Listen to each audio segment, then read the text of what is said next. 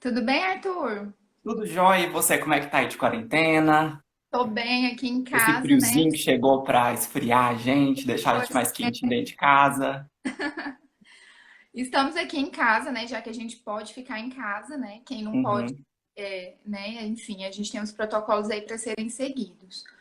Bom, uhum. conforme a gente combinou, né, com o pessoal todo que tá aí entrando, hoje a gente vai discutir um pouquinho, mesmo um bate-papo sobre essas oportunidades, esses desafios que a gente tem em relação a essa doença aí que chegou e que está deixando a gente meio preocupado, instável. É um clima mesmo de instabilidade, porque a gente não sabe, a gente não tem tantas informações assim, e por isso que a gente cria esse clima de instabilidade, né? Sim. Estou aqui com a minha equipe técnica toda me ajudando aqui para nossa comunicação aqui, tá? Uhum. Só me avisa aí, por favor, se a gente já pode começar. Podemos, Podemos? Então, podemos. bom, meu nome é Paula, né? Eu sou química industrial. Eu tenho mestrado em ciências farmacêuticas com ênfase em fármacos e medicamentos e doutorado em inovação farmacêutica com período de sanduíche lá na University College Dublin, na Irlanda. Né? E convidei e fomos convidados aqui pela Científica Educacional e tenho aqui o Arthur. Arthur, conta mais pra gente a sua atuação nessa área aí dos medicamentos. Bom, então, eu me chamo Arthur, né? Eu me graduei em farmácia em 2016 pela Universidade Federal de Goiás. Em 2018 eu também terminei meu mestrado em ciências farmacêuticas, o mesmo programa que a Paula fez, o dela. E aí já entrei logo em seguida no doutorado, onde hoje eu estou na metade, né? Agora em 2020, e coincidentemente eu trabalho com modelos pulmonares para avaliação de fármacos e de moléculas tóxicas, de agrotóxicos, de cosméticos. Então, no mestrado eu trabalhei um pouquinho com irritação ocular e agora no doutorado eu trabalho com toxicidade pulmonar, né? Eu sou membro do Laboratório de Ensino e Pesquisa em Toxicologia in Vitro da Faculdade de Farmácia, que é coordenado pela professora Marise Valadares. Lá nós temos um grupo de pesquisa que se dedica ao desenvolvimento e aplicação de métodos alternativos à experimentação animal. E aí agora no doutorado, coincidentemente, eu estou trabalhando com o sistema pulmonar, né, que é o sistema mais afetado pelo coronavírus. E a gente utiliza lá, a gente desenvolve sistemas in vitro e ex vivo para determinar como que moléculas são tóxicas para o pulmão, né? Como é que um agrotóxico, por exemplo, afeta o sistema respiratório, como é que um cigarro eletrônico afeta o sistema respiratório, e são modelos que podem ser utilizados também para investigação do coronavírus, né? Assim, a gente Uhum. pode, por exemplo, tendo uma estrutura laboratorial adequada, a gente pode colocar o vírus nesses modelos e observar a replicação, observar como que ele interage com a célula, como ele se desenvolve. Então, aí meio que coincidiu da gente estar com essa linha de pesquisa no laboratório e de poder contribuir, de certa forma, com essa parte mais científica, né? Da investigação do comportamento do vírus e de possíveis medicamentos também.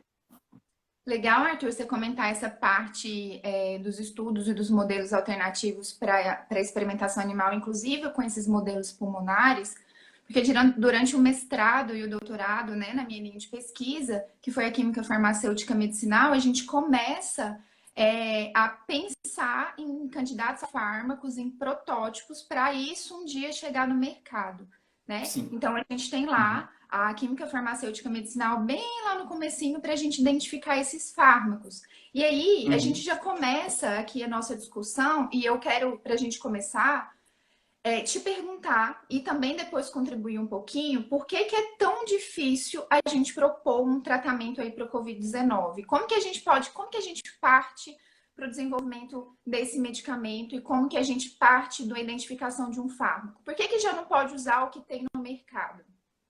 Então, achei excelente você ter começado por essa pergunta, porque como eu venho discutindo já com alguns colegas, com alguns amigos e com a minha família também, a sensação que eu, como pesquisador, tenho é que a sociedade ela está meio que um pouco contra assim, ela tá achando que a ciência está muito calada, né? Tipo, aonde que a ciência tá, que não desenvolveu um medicamento ainda, que não desenvolveu uma vacina ainda, a gente está vendo a progressão da doença no mundo inteiro, é uma coisa global, né? Que não tem, assim, continente, não tem país, não tem classe social, né? Milhões de pessoas infectadas, e aonde é que está a ciência, né? Por que que a gente ainda não tem um medicamento que funcione para essa doença. Então, nós temos algumas coisas que estão contra a gente, como, por exemplo, o tempo. Né? Essa pandemia ela avançou num tempo muito curto, né? A gente viu a doença surgir no final do ano passado, né, lá na China, e aí de repente foi para a Europa, de repente já estava aqui na América, hoje a gente está em abril, assim, pouco menos de 6 meses, a doença já está em praticamente todos os continentes e, né, afetando bilhões de pessoas. Então, primeira coisa que está contra a gente, o tempo, né? É assim, é muito pouco tempo quando a gente pensa num tratamento experimental, em desenvolver uma vacina, em desenvolver um medicamento, tempo é crucial, né? E nesse momento, tempo é uma coisa que a gente não tem. Então, a Uhum. primeira desvantagem que está ao nosso favor é o tempo. E Segunda aí, coisa, Arthur, só para complementar, a gente está tendo que desenvolver uma terapia, um tratamento e controlar a doença, né? Tudo ao mesmo tempo. Está exatamente. acontecendo tudo muito rápido. Exatamente. Além de tratamento, a gente tem que também otimizar o diagnóstico, porque assim, Uhum. nós temos hoje kits diagnósticos, mas eles não estão conseguindo abastecer o mercado global, né? Se não é todo mundo que está conseguindo testar todos os doentes. Então, além de desenvolver tecnologias para tratamento, a gente tem que desenvolver tecnologias para diagnóstico. Então, a ciência está muito atarefada e sobrecarregada nesse momento. Segunda coisa que a gente tem aí como fator comprometedor é não conhecer completamente a doença.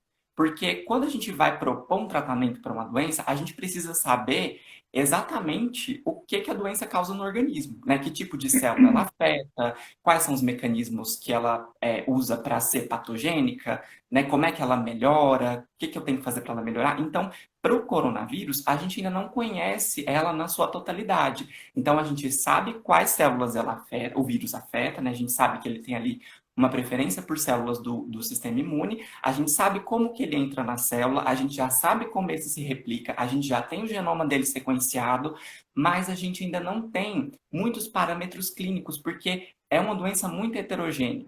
Porque, por exemplo, ela começou matando mais pessoal da terceira idade, e aí depois teve uma mudança, começou a morrer gente jovem, começou a morrer gente sem comorbidade, sem problema respiratório. Então, a gente ainda não tem esse perfil da doença, esse perfil mais clínico da doença. E o que acontece? Quando a gente não tem esse perfil clínico bem caracterizado, a gente não sabe quando entrar com tratamento. Porque, Uhum. assim, não tem nenhum perfil, não tem nenhum marcador que eu faça um exame no paciente e falo assim, olha, agora é a hora ideal para a gente entrar com tratamento. Por quê? Pode ser que cerca de 80% das pessoas não desenvolvam sintomas e não necessitem de intervenção. Mas a gente não tem como saber quais são esses 80% ainda. Então a gente Uhum. não sabe se vai entrar com tratamento desnecessário e quando se entra com tratamento, pode ser que a doença já esteja muito avançada. Então a gente ainda não tem muito esse time da doença para saber Uhum. qual que é o melhor momento para se falar, não, aqui é a hora de fazer uma intervenção. Então isso é uma coisa também que dificulta para a gente não conhecer bem a doença. E Tem aí, uma outra Arthur, coisa só te também, pode falar?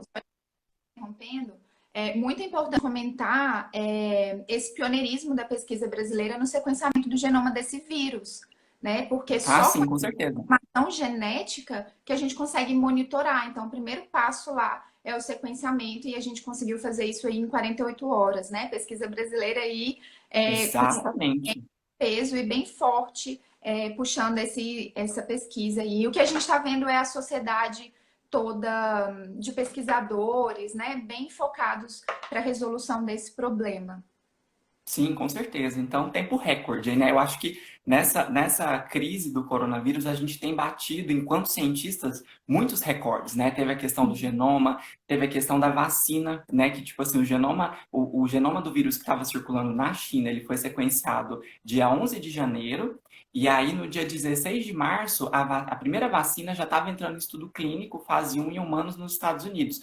Isso aí foi o quê? 2 meses. Isso para um desenvolvimento de uma vacina é um tempo muito recorde, assim, é Uhum. uma coisa muito rápida. Então, a gente tem quebrado muitos recordes, né? Enquanto cientistas, a comunidade científica está muito, muito engajada. E tem também uma outra questão também, que é uma coisa mais indireta, mas que também dificulta para a gente desenvolver tratamentos, é que nas últimas décadas, o perfil de tipo de doença que acomete o mundo inteiro, ele mudou. Então, antigamente, a gente tinha muita gente que morria de cólera, muita gente que morria de infecções bacterianas, infecções virais. Então, Uhum. assim, base no surgimento de vacinas, com tecnologia em saúde, essas doenças elas foram deixando de ser tão significativas no nosso cenário. Então, assim, hoje as pessoas elas morrem mais de câncer, elas morrem mais de diabetes, elas morrem mais de hipertensão arterial. Então, o perfil mudou dessas doenças infecto-contagiosas para as doenças crônico-degenerativas.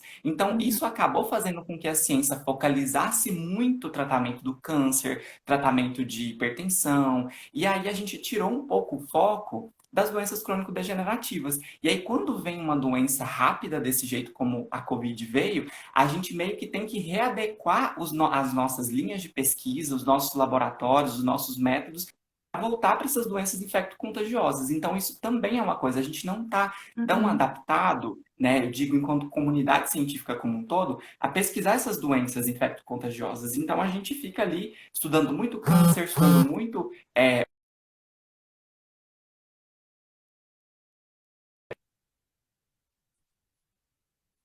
cenário, readequar os nossos métodos para voltar a pesquisar essas doenças causadas por micro-organismos. E aí, Arthur, quando a gente fala no desenvolvimento desses, principalmente os medicamentos, né? A vacina ela é um pouquinho diferente. Mas quando a gente Uhum, fala no desenvolvimento de medicamentos, é bom a gente recordar aqui com o pessoal e trazer essa informação de onde é que começa o desenvolvimento desses medicamentos, né? E aí a gente uhum, vai comentar aqui um pouquinho aonde que começa o medicamento a ser desenvolvido, tá? Então a gente tem aí duas grandes etapas acontecendo primeiro para o desenvolvimento de um medicamento.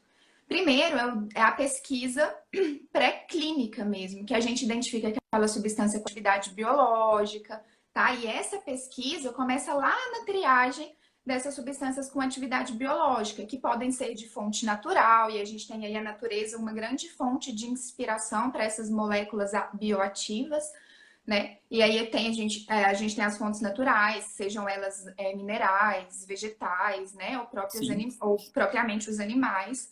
A gente tem a síntese orgânica também, que a gente consegue desenvolver essas moléculas com atividade biológica. E aí, para informar aqui o pessoal que está com a gente, essa pesquisa, essa triagem desses compostos com atividade biológica começa lá com um pool de 5 mil a 10 mil compostos, né? E o uhum, interessante é a gente já começar essa triagem dessas substâncias com atividade biológica com o nosso alvo, né? E aí, por uhum, exemplo, se fôssemos começar o desenvolvimento de um medicamento para a Covid-19 lá do comecinho, seguindo todos os protocolos de desenvolvimento racional de um medicamento, a gente já começava essa triagem focado na doença, né? De todos aqueles mecanismos bioquímicos, dos mecanismos exatamente. de desenvolvimento lá da virulência dessa doença. Então, a gente já começa focado nisso. Tá? Então, a química farmacêutica medicinal, ela começa a atuar desde lá a triagem dessas moléculas com substâncias ativas até a otimização desse candidato a fármaco, né? Que a gente chama lá dos líderes, digamos assim. E a gente tem lá, quimicamente falando, a gente tem otimização de solubilidade, né? De simplificação molecular, a gente tem todas essas estratégias até esse composto chegar lá nos estudos pré-clínicos, né? Então a gente tem esses Uhum, modelos animais e os testes in vitro que são feitos lá no, na pesquisa pré-clínica. uhum, Se esse composto me der um perfil de toxicidade aceitável, me der todas as informações possíveis para as propriedades de administração, distribuição, metabolismo e excreção, e a gente ainda conseguir falar de segurança e eficiência daquela substância, né, daquele composto químico para ser utilizado como medicamento, aí sim que a gente entra na pesquisa com humanos, que é a pesquisa clínica, né, a etapa clínica do desenvolvimento dos fármacos. E aí quando a sim. gente fala disso, Arthur, conta pra gente um pouquinho como é que eu consigo fazer esses ensaios de toxicidade e provar, pelo menos primeiramente, que aquela molécula tem uma eficácia e uma eficiência, Uhum. né, de acordo com o alvo. Lembrando que é muito importante a gente enfatizar o alvo, porque é esse que é o novo quadro clínico que surge daquele paciente, né? Como que a gente tem, então, esses ensaios pré-clínicos? Então, Depois que a Paula desenvolveu a molécula lá no laboratório dela, ela passa para a gente fazer os É. ensaios pré-clínicos, né? Então, depois de todas essas estratégias da química farmacêutica que são fantásticas para, né, depois que o alvo foi identificado e a gente sintetizou a molécula, a gente parte para avaliar se ela funciona. Então, a primeira coisa que eu tenho que saber é se ela funciona ou não. Então, dali, como eu estou trabalhando com coronavírus, eu tenho que pegar esse vírus, infectar uma célula e aí incubar essa molécula, esse anticorpo, qualquer coisa que foi desenvolvida com o vírus ali e ver se esse composto ele consegue neutralizar essa ação do vírus sobre a célula. Isso eu faço com uma cultura de células mesmo, a gente pega células e cultiva ali numa plaquinha, coloca o vírus vai começar a infectar as células. E aí eu coloco ali a substância e vejo se essa substância inativa ou não essa capacidade de infecção. Essa é a primeira coisa que é feita. Depois que a gente viu que isso funciona, teve uma inibição legal, a gente passa para os ensaios de toxicidade. Então, primeira coisa, eu preciso ver se essa molécula vai chegar, né? Na verdade, primeiro não é nem questão de toxicidade, é ver se isso vai funcionar em um organismo vivo. Então, assim, Uhum. eu pego essa molécula e vejo se, por exemplo, ela vai chegar nos níveis, né, nas concentrações que ela precisa chegar nos pulmões, que é onde o vírus afeta, né, principalmente. Então, daí eu vi que ela teve essa distribuição geral pelo organismo, eu vejo que ela, né, foi bem absorvida por via oral. Daí eu posso chegar para a parte de avaliação de toxicidade. E aí, nessa etapa, a gente tem que traçar todo um perfil para ver se a molécula, além de funcionar, além de matar o vírus, ela não vai ter nenhum prejuízo para quem for utilizar. Então, eu tenho que garantir que essa molécula, ela não é tóxica, né, quando entrar em contato ali com o organismo do paciente, ela não vai causar dano no DNA, por exemplo, que pode favorecer o aparecimento de um câncer no futuro. Eu tenho que A- ver se essa... Arthur, além então assim de a gente definir a eficiência baseado no foco, né, que é a nossa doença, a gente tem Sim, que garantir a segurança também isso. quando esse estudo for extrapolado para os humanos, né? A gente não pode colocar os humanos Exatamente. em risco, né?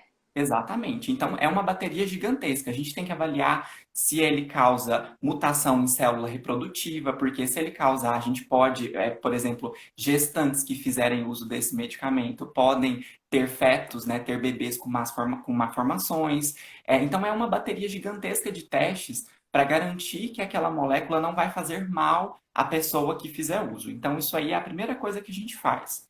E aí, depois que a gente vê, estabelece dose, estabelece concentração, estabelece que ela funciona, estabelece que ela é segura, aí sim a gente entra para o estudo clínico em humanos. E aí, Arthur, uma pode questão. falar.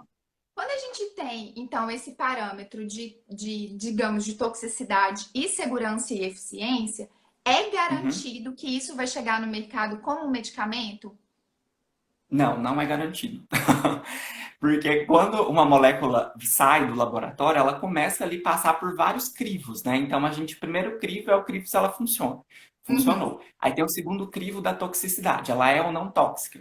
Aí passou nesse também. Só que quando chega todos os modelos que a gente usa para avaliar no pré-clínico, eles ainda têm limitações, eles não são ali um uhum, mini ser humano que eu tenho para testar, né? Então, quando a gente leva essa molécula para testar em humanos, pode ser que ela apresente efeitos adversos intoleráveis, pode ser que ela dê toxicidade no ser humano, né? Pode ser que a pessoa que fizer uso ela apresente sinais de toxicidade, pode ser que a dose seja diferente, pode ser que uhum. no organismo humano ela não funcione. Então, assim, tem várias peneiras que a gente tem que ir passando para garantir que ela vai funcionar. Então, a primeira dessas fases, quando a gente leva para o estudo em humanos, é a fase um, né, que a gente pega ali indivíduos saudáveis, né, indivíduos que não têm a doença, indivíduos que Hum. são imunocompetentes, e aí a gente faz a administração desse novo medicamento nessas pessoas. E aí, essa etapa, ela é para a gente determinar segurança, né, ver assim se de repente ela vai causar muitos efeitos adversos nesses indivíduos saudáveis, né, se eles vão tolerar bem a medicação, se as doses que a gente propôs lá na fase pré-clínica estão adequadas, se a gente precisa fazer ajuste de dose. Então, essa primeira fase ela é para estabelecer dose, estabelecer segurança. Passou nessa fase, não deu problema, a gente vai para a fase 2, onde a gente pega alguns indivíduos doentes, que têm a doença que a gente quer tratar, mas poucos indivíduos, não muitos, e aí a gente começa a avaliar os efeitos da medicação nesses pacientes. Então, a primeira coisa que a gente avalia, segurança desses pacientes, se esses pacientes que estão ali debilitados pela doença, eles vão ter efeitos adversos, se a dose Aham. vai estar adequada para eles também, e se a gente já começa a ter uma noção de eficácia no ser humano. Porque como eles estão doentes, a gente já consegue controlar se a doença vai ou não melhorar em relação aos pacientes que não receberem o tratamento. Então, a gente já começa a Arthur, fazer ali. é interessante a gente relembrar e também trazer essa informação, que é nessa fase 2 com a pesquisa clínica, né, na pesquisa clínica com humanos, que a gente consegue monitorar essas questões de segurança e eficácia a curto prazo, tá? Porque os dados Isso. a Uhum. longo prazo a gente vai conseguir só lá na farmacovigilância, né, que a gente precisa Exatamente. de Uhum. tempo, né? Então pode ser Exatamente. que esse perfil de segurança ainda seja confrontado quando a gente tem esse medicamento tendo uso prolongado, né? A gente consegue fazer esse monitoramento a curto prazo, que é o que se propõe a pesquisa clínica. Exatamente. Então, depois que a gente fez isso, a gente passa para a fase 3, que aí, agora que a gente já viu segurança, já viu questão de dose, já viu questão de efeitos adversos em pessoas saudáveis e doentes, a gente aumenta o número de pacientes doentes, e aí sim, assim, aumenta bastante para a gente ter um número de pessoas adequado, e aí a gente expande o tratamento para essas pessoas. Pode ser que aí dê problema, porque a gente aumenta o número de pessoas, aí ali tem pessoas de todos os perfis genéticos, tem pessoas que respondem bem, tem pessoas que não respondem, tem pessoas que respondem demais. Então, aí que a gente começa a ver o quão heterogênea é essa molécula quando eu aumento o número da minha população. E aí, Arthur, quando a gente aumenta essa população, a gente consegue, inclusive, falar de interação medicamentosa, né? Porque Isso. é importante quando a gente vai administrar um novo medicamento, enfim, a gente já fala de um paciente numa situação de, né, de Uhum. doença, digamos assim, ele tem uma Sim. certa. Tá debilitado, digamos assim, em algum aspecto. E aí, na fase 3 que a gente expande esse número de amostras humanas, digamos assim, a gente consegue prever, inclusive, esses efeitos de interação medicamentosa. E o que a gente tem visto aí, que esses pacientes, eles têm outras doenças, né? Então, Sim. possivelmente, ele faz o uso de outros medicamentos. E a gente Uhum. consegue estabelecer essas interações medicamentosas e consegue, inclusive, estudar os parâmetros de idade, né, de gênero, de raça, a Exatamente. gente consegue definir isso. Quanto mais heterogêneo, quanto mais eu conseguir abranger essa população, mais eu consegui ter um estudo robusto, né, digamos assim, Robusto. Uhum. para extrapolar isso para a fase 4. Exatamente. E aí a fase 4 é aquela fase que você falou da farmacovigilância. Eu coloco esse medicamento no mercado, eu disponibilizo ele para uso, só que eu ainda vou monitorar, porque assim, eu estou tirando ali de um grupo de pacientes, mesmo que na fase 3 eu testei num número maior, né? Quando a gente lança isso para a população, aí eu meio que perco o controle do número de pessoas que vão usar isso. Então Uhum. aí a Anvisa, aqui no caso do Brasil, ela vai monitorar todas as reações adversas desse medicamento, tudo que ele pode vir a causar por um longo período, Interações e aí, alimentares, né, Arthur? Importante. exatamente, todos os tipos de interação, e aí pode ser que nessa fase que ele já está no mercado, ele seja recolhido. Porque, Sim. né, na literatura a gente tem vários exemplos de vários medicamentos que já estavam no mercado, que foram usados durante anos e que foram retirados do mercado por conta do aparecimento de efeitos adversos que não tinham sido previstos lá nas etapas de fase um, 2 e 3. Uhum. Então, a gente vê que não tem como fazer esse desenvolvimento de maneira rápida, porque a gente começa lá no laboratório, né, com 10 mil substâncias químicas, e aí vai afunilando isso até chegar lá na fase 4 no paciente, até liberar isso para o mercado. É um tempo, né, para quem, mesmo quem não é da área da saúde, dá para entender por que que é tão demorado fazer isso, né? A gente tem que estabelecer modelos experimentais no laboratório, depois a gente tem que recrutar pessoas, montar grupo de pacientes, escolher esses pacientes, ver quem vai participar, quem não vai participar, e aí depois, até chegar lá no final, é muito tempo, isso são anos de desenvolvimento. E Então, aí, nesse momento, só te interrompendo para a gente concretizar aqui, claro, pessoas que estão com a gente, essa pesquisa de triagem até a utilização desse candidato a fármaco, em questão de solubilidade, simplificação molecular, e cada Uhum. fase dessa dura de 1 a 2 anos. Então, é incessantemente Isso. um grupo de pesquisas trabalhando para descobrir aquele composto, para otimizar, para identificar. E aí, só para a gente trazer para Exatamente. números, a gente começa aquela triagem lá com mais ou menos 10 mil dessas substâncias, né, dessas entidades, e a gente, nos estudos pré-clínicos, passam lá 250. Então, é muito mais fácil você ser reprovado nos estudos pré-clínicos do que aprovado. Então, é por Sim. isso que demora demais para a gente colocar um medicamento no mercado. E aí, lembrando que quando a gente vai passar para essa fase clínica, que é estudo em humanos, a Anvisa já está sabendo disso tudo, porque esses protocolos todos, eles seguem normas técnicas e normas Sim. éticas para pesquisa Uhum. em humanos. Tá? E aí, a Anvisa, quando a gente está lá desenvolvendo esse novo medicamento, a Anvisa está sabendo de tudo, tá? Ela sabe lá do perfil de toxicidade, segurança e acompanha também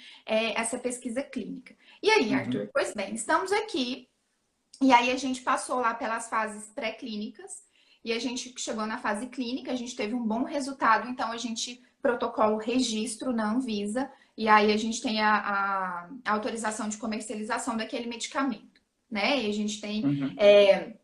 esse estudo, esse trâmite todo ainda para ser cumprido.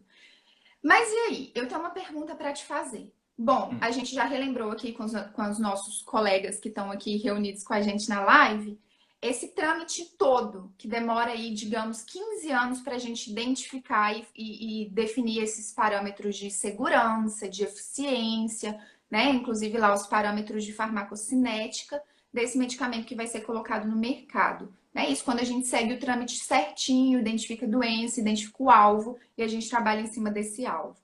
Bom, e aí, quando você me diz isso, surge aí para mim a hidroxicloroquina. Já está no mercado. Uhum. Por que eu não posso ir lá e fazer o uso dessa substância, então, já que a gente está falando da Covid-19? E aí, eu já adianto que a gente já tem a caracterização estrutural, né, dessa Uhum. molécula. A gente sabe que ela é um candidato a fármaco, mas para o alvo que ela foi desenvolvida, né? Quando ela Uhum. foi desenvolvida lá, por exemplo, para o tratamento do lúpus, ela foi estudada com o alvo nessa doença. Então, os Uhum. parâmetros todos de quadro clínico, os parâmetros bioquímicos, de sinalização, todos foram estudados, baseados nesse alvo, né? Então, por Uhum. isso que a gente não pode simplesmente lá usar a hidroxicloroquina que está lá na farmácia para o tratamento da Covid. Por quê, Arthur? Conta pra gente. Por que eu já não posso lá usar, então, a hidroxicloroquina, já que ela está no mercado e por que está se falando tanto agora nesses efeitos colaterais, sendo que ela já é usada, inclusive, para o tratamento de uma doença crônica? Uhum. Então, a questão da cloroquina, ela é interessante, né? Porque tem muita gente pensando que ela é um medicamento novo, que ela veio só para tratar o corona. Então, assim, não é bem por aí. A hidroxicloroquina, ela é usada, assim, as moléculas que originaram a hidroxicloroquina, elas são usadas desde a época dos Incas, né? Eles utilizavam a quinina, que é o alcaloide de uma árvore, para tratar febre no pessoal da aldeia ali. Então, ela já tem o uso medicinal de centenas de anos.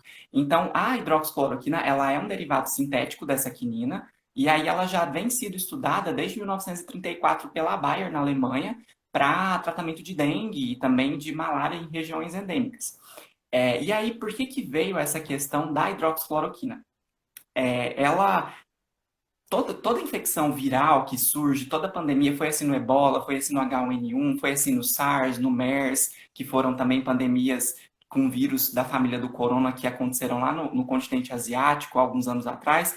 Ela sempre é pensada né, quando se tem uma pandemia viral. Por quê? Porque ela foi desenvolvida inicialmente para tratar a malária, né? Plasmodium falciparum, que é um protozoário. Ele é um Uhum. protozoário que hospeda ali células do sistema sanguíneo. E aí depois, só que o que aconteceu? Esses protozoários, eles começaram a ter resistência, eles não morriam mais com a hidroxicloroquina. Só que eles observaram que esse medicamento ele era bom para algumas doenças crônicas, como lúpus e artrite reumatoide, que são doenças autoimunes, né, que atingem aí o sistema imunológico.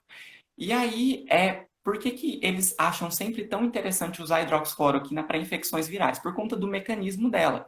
Ela tem um mecanismo inespecífico, que ela faz isso em todas as células do organismo, que é a capacidade de aumentar o pH em organelas intracelulares, né? Então, toda célula ela tem ali dentro do ambiente intracelular, ela tem mitocôndria, ela tem complexo de Golgi, ela tem organelas que essas organelas elas têm um pH controlado dentro. E aí a cloroquina ela consegue entrar para essas organelas e por ser uma base fraca, ela consegue aumentar o pH dessas organelas. E aí o que acontece? Um dos mecanismos de entrada do vírus na célula é justamente por via endocítica. O que que é isso? O vírus senta ali na parede da célula, né? Ele entra pelos pulmões, chega ali na superfície da célula pulmonar, a célula meio que engole ele, ela coloca ele para dentro. Então ele fica como se fosse uma bexiguinha de água ali dentro da célula, esperando ela romper essa bexiga para ele sair ali dentro do citoplasma e poder começar a replicação. E aí a cloroquina, ou hidroxicloroquina, né, que são primas aí, ela consegue entrar nessas bexiguinhas de água, nesses vacúolos que ficam ali dentro da célula e aumentar o pH nesses endossomas. E aí o que acontece? Quando ela faz isso, ela não deixa esse endossoma maturar para liberar o vírus dentro da célula. Então, só que isso não é um caso só do corona, né? Todo vírus que entra na célula por meio desse mecanismo de endocitose, a hidroxicloroquina teoricamente conseguiria prevenir a infecção, prevenir a entrada do vírus na célula, por conta desse mecanismo que é inespecífico. Né? Só que aí a gente já tem um primeiro furo no uso dessa medicação, porque o coronavírus, né, o SARS-2, o SARS-CoV-2, ele tem dois mecanismos de entrada. Então, ele já não tem só esse. Então, mesmo que a hidroxi consiga neutralizar o pH desses endossomas e prevenir a liberação deles dentro da célula, ela consegue acessar também o interior da célula por meio de uma proteína que o vírus tem na superfície, que é a chamada proteína spike. Essa proteína ela se liga na enzima conversora de angiotensina 2 e aí o vírus consegue já liberar o material genético dele diretamente dentro da célula. Então, ele não precisa, essa entrada do vírus na célula não precisa ser mediada por essa endocitose. Então, ele tem já dois mecanismos de entrada. Então, ela já, né, fracassaria aí nesse primeiro momento.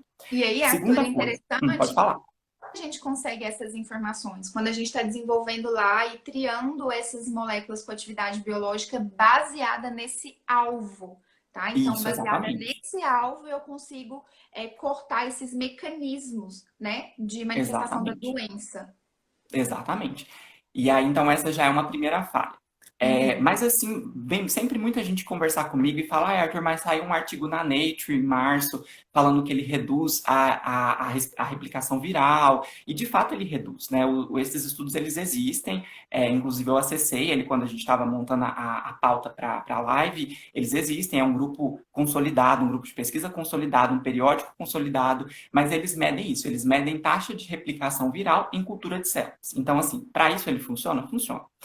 E tem também alguns pequenos estudos clínicos que já foram publicados também. Como a cloroquina, ela já está no mercado, então ela não precisa atravessar toda aquela coisa que a gente falou de pré-clínico, de fase 1, 2, 3, porque ela já está aprovada para uso. Então já se começou, né, quando se associou com esse mecanismo primário dela, já se começou a usar, né, como foi para as outras pandemias.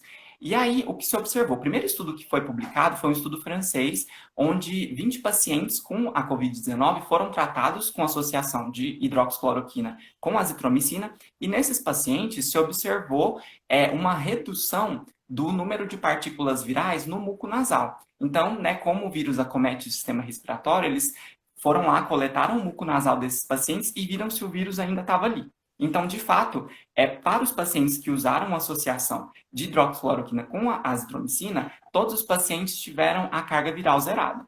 Só que qual que é uma limitação desse estudo? Ele não foi randomizado. O que que é isso?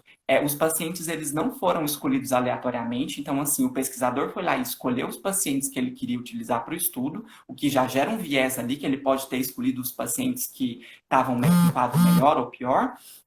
E tem também a questão dele só ter quantificado o vírus no muco. Ele não avaliou se o paciente melhorou o quadro clínico, se o paciente teve menos tempo de UTI, se ele precisou ou não de suporte ventilatório. Então, assim, ele só avaliou, ele só foi lá, coletou o muco e quantificou o vírus. Isso pra gente, né, pra quem está na clínica, não é um dado assim que nos diz muita coisa, porque ele pode zerar o vírus, mas a pneumonia já está lá instalada, né? O quadro clínico está lá. Será que esse paciente vai ou não melhorar? E o número de pacientes que ele avaliou, que foi 20, foi muito pequeno, né? Então, o grupo que ele tratou com hidroxicloroquina e azitromicina foi de 5 pessoas. Então, assim, 5 pessoas, considerando as milhares de pessoas que a gente tem infectadas no mundo inteiro, é um número muito insignificante, né? Não tem, assim, muito... Mas é claro que tem mérito, tem ideia, só que a gente ainda não pode partir de um número tão pequeno e extrapolar isso e falar que ela funciona, né? Uhum. Então, ela está hoje em outros estudos clínicos em andamento, mas até hoje, dia 16 de abril, não temos ainda evidência clínica de que ela funciona. Aham.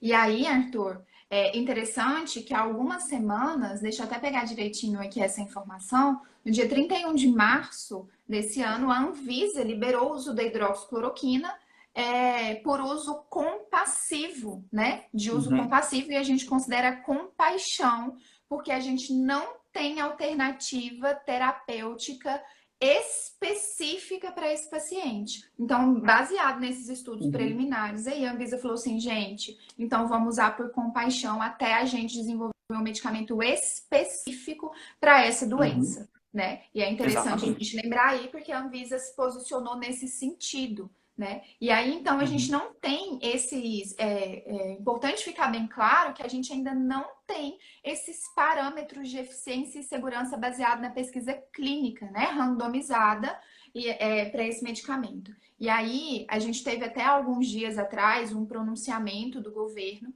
falando que a hidroxicloroquina ou a cloroquina, ela se assemelhava à fosfetanolamina, que lá em 2014 foi considerada a pílula do câncer, né? uhum, E aí houve esse pronunciamento que é igual a fosfetanolamina, 100% eficiente. O que a gente uhum, pode comparar a hidroxicloroquina ou a cloroquina com a fosfetanolamina é que os dois são os atropelos à ciência, né? São dois uhum, eventos que a gente tem aí, porque a gente não tem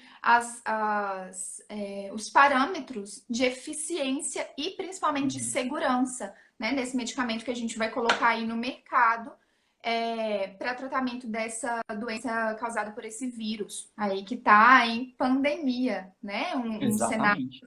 inédito quase que aí para nós. Uhum. Eu acho que nesse momento a gente não tem resposta nem positiva nem negativa. Eu acho que nesse momento a gente não pode falar nem que ela funciona e nem que ela não funciona, porque a gente Uhum. não A tem, a gente gente só, precisa de enquanto dados. cientistas, a gente só pode fazer afirmações e alegações quando a gente tem dados para analisar. Nesse momento, nem esses dados a gente tem. O que a gente observa para hidroxicloroquina é que nós temos grupos, né, até nesse ponto a ciência está polarizada também, até a ciência está polarizada, porque nós temos pesquisadores que defendem, né, nós temos médicos conduzindo a administração de hidroxicloroquina em pacientes em hospitais, né, em protocolo hospitalar, e tem médicos que relatam que tem uma melhora super significativa e tem médicos que falam que não faz diferença.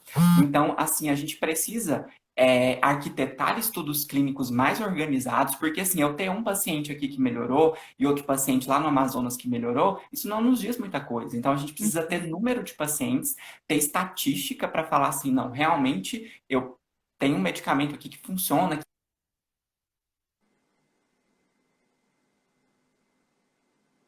Até agora, o que nós não temos são respostas positivas e nem negativas para ela.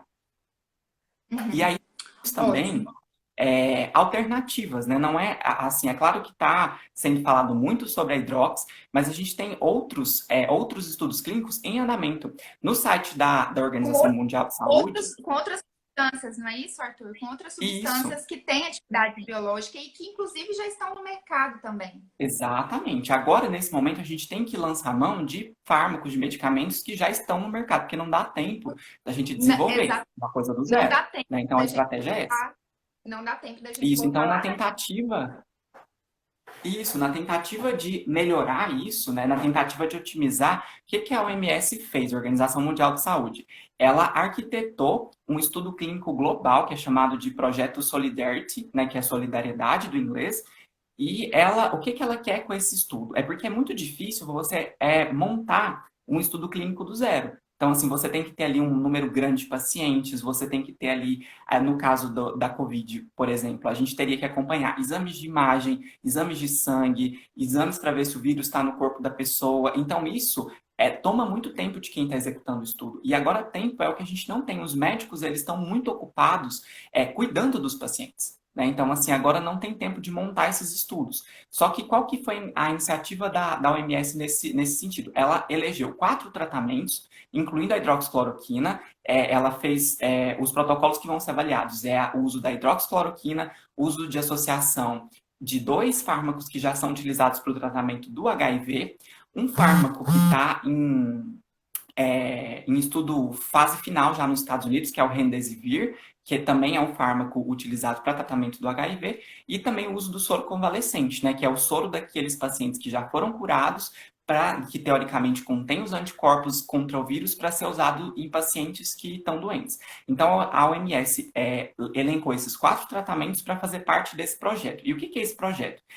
São hospitais mesmo, que já são hospitais base, que tratam do coronavírus, eles podem se voluntariar para participar desse estudo, e aí caso ele escolha uma dessas modalidades de tratamento para testar, ele vai fazer o cadastro na base da OMS, e aí ele vai começar o tratamento nos pacientes. E aí ele vai relatar para a OMS o que aconteceu quando eles aplicaram aquele tratamento. Se aquele tratamento foi eficaz, se aquele paciente ficou menos tempo no hospital, se ele precisou de suporte ventilatório e se ele veio ao óbito ou não. Então, assim, são dados simples, sem muita complicação, sem muita burocracia, para mandar para a OMS e aí ela montar uma base de dados e falar, olha, parece que esse aqui funciona, então vamos dar mais foco nesse, porque aí a gente já otimiza o tratamento para os pacientes doentes, porque agora a gente não tem tempo para montar um estudo grande, né? Então vão ter que ser esses microestudos nos hospitais mesmo, para alimentar essa base de dados e ajudar a gente a descobrir um tratamento que funcione. Aí, Arthur, maravilhoso a gente já falar dessa pesquisa clínica aí mais contextualizada, né, no cenário que a gente está. Eu vou até trazer uma pergunta aqui que a gente recebeu e agora a gente já Sim, pode ir respondendo as perguntas. claro, Por que claro. que fala tanto em efeitos colaterais da hidroxicloroquina, se os estudos já foram feitos para esse Uhum, medicamento, que é de uso contínuo para algumas doenças? É o que a gente já falou, né? O alvo, uhum, né? uhum, isso. Ele já é de uso contínuo para outras doenças, mas a gente precisa considerar o alvo, que agora é a Uhum, Covid-19, né? O quadro isso. clínico é diferente, o perfil de manifestação é diferente, e a gente Uhum. precisa considerar o desenvolvimento do medicamento baseado na doença ou naquele micro-organismo, ou no caso do vírus, que fica aí meio sem saber se é vivo ou não, né? Exatamente. E E tem aí a também a gente tem outra questão pergunta. do. Ah, Ah, pode desculpa. falar, pode falar. Eu tenho outra pergunta aqui que apareceu para mim, que é verdade que os efeitos da hidroxicloroquina têm efeitos colaterais que podem ser fatais? A gente teve, né, esse dado recentemente de Uhum, que pacientes faleceram, né, no estudo uhum. clínico. Ela tem Quando se usa doses muito altas, que foi o que aconteceu nesse estudo, né, o que foram doses recomendadas pelas autoridades chinesas, 11 pacientes vieram a óbito nesse estudo por conta de alterações cardiovasculares. Então, ela pode desencadear alterações no sistema cardiovascular, né, arritmias, mudança no eletrocardiograma, quando utilizada em doses muito altas. E esses pacientes com a COVID, eles já têm ali uma capacidade cardiopulmonar reduzida por conta do vírus, né? Então, assim, eles, né, não responderam bem a essas altas doses do medicamento e não houveram indícios de que essas doses altas melhoraram o quadro dos pacientes que usaram. Então, assim, não houve melhora clínica associada, pelo contrário, houve aparecimento de efeitos adversos graves. Tá. Ah, e Arthur, é bom essa pergunta, porque a gente já retoma lá a fase certinha do desenvolvimento da pesquisa pré-clínica, que a primeira fase é com os pacientes saudáveis, né? E aí a gente Isso. não pode Uhum. já colocar um paciente doente, debilitado lá já na linha de frente para a gente determinar a segurança desse medicamento, né? Desse protótipo. E teve Isso. uma pergunta aqui sobre os resíduos. E o descarte deve seguir a norma técnica, tá? Número 4 de 2020, que ele deve ter submetido aos mesmos cuidados com os outros materiais, tá? Uhum. Perfeito. Certo? Certo? Mais Tem questão? mais alguma pergunta? Podem fazer perguntas agora. A gente deixou esses minutinhos finais para responder todo mundo. Deixa eu ver aqui, Arthur, se eu encontro uma pergunta. É porque sobe, Uhum. né, aqui. Sobe.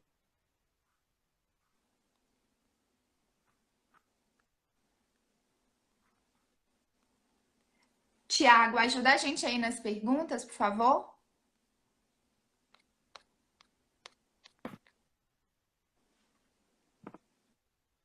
Eu acho que é isso, né?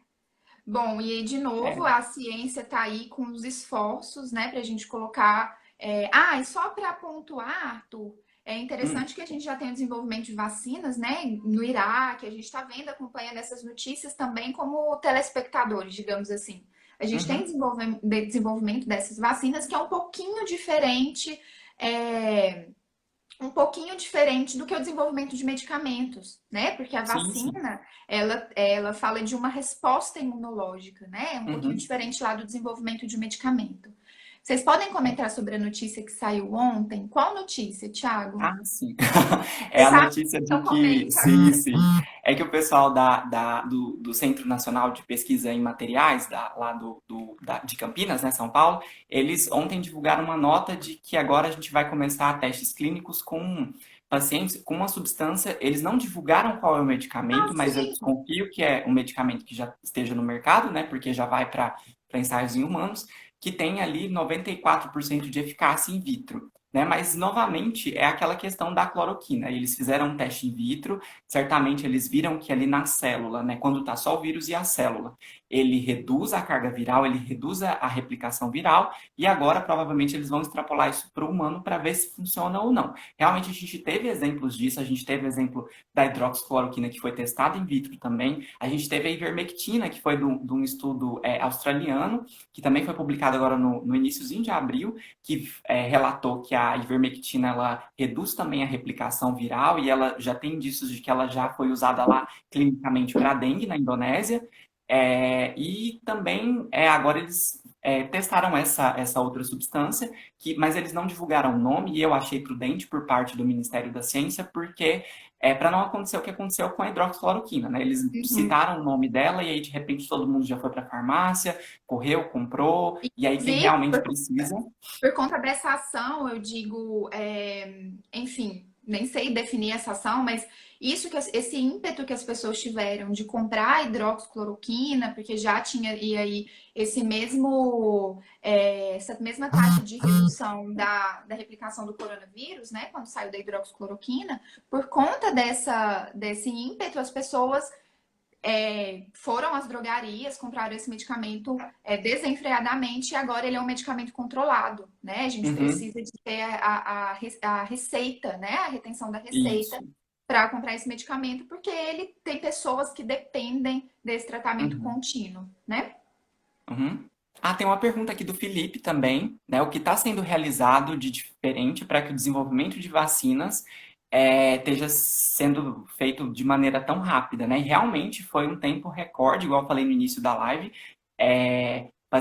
O genoma do vírus na China foi sequenciado dia 11 de janeiro, foi publicado, e aí no dia 16 de março, nos Estados Unidos, já estava entrando a primeira vacina pro teste fase 1, né? Que é aquele fase 1 com pacientes saudáveis.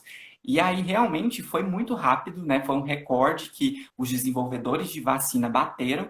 Mas como é que isso aconteceu? Eles usaram uma tecnologia de vacina de RNA mensageiro. Então eles pegaram uma sequência do genoma do vírus, né, que codifica uma das proteínas de superfície ali da estrutura viral, e aí eles fizeram uma vacina de RNA, que é uma vacina que tem uma tecnologia mais rápida de ser feita, né? Ela não é complexa igual um vírus inativado, por exemplo, um vírus atenuado, e aí por isso que eles conseguiram avançar tão rapidamente, porque já tinha o genoma sequenciado e porque eles estão testando uma plataforma de vacinação diferente das vacinas que nós já temos no mercado aí usualmente. Certo? Então acho que é isso, né? Acho que a gente Acho que é conseguiu isso. uma discussão. E aí a gente fica aí Uhum, disponível também para as perguntas que vierem depois e para os questionamentos que vierem depois. A gente está uhum, aqui disponível na Científica Educacional para a gente continuar esse debate, né? Porque a gente ainda tem muita informação para vir, a gente tem aí um universo ainda para ser explorado. né? Então, Arthur, queria Uhum, te agradecer, tá? Pela presença e pela explicação maravilhosa. Acho que a gente conseguiu esclarecer muitos pontos. Agradecer uhum, também esse educacional pelo convite, né? E aproveitar essa oportunidade de convidá-los para as próximas lives que a gente vai ter uhum, aqui ainda no canal muito, e a gente vai trazer muito desses temas para discussão, tá? uhum. Então, é isso, pessoal. Obrigada pela Obrigado a todo companhia mundo por ter assistido. Tchau, e tchau. até na próxima. A gente se vê Tchau, na próxima. Tchau, tchau.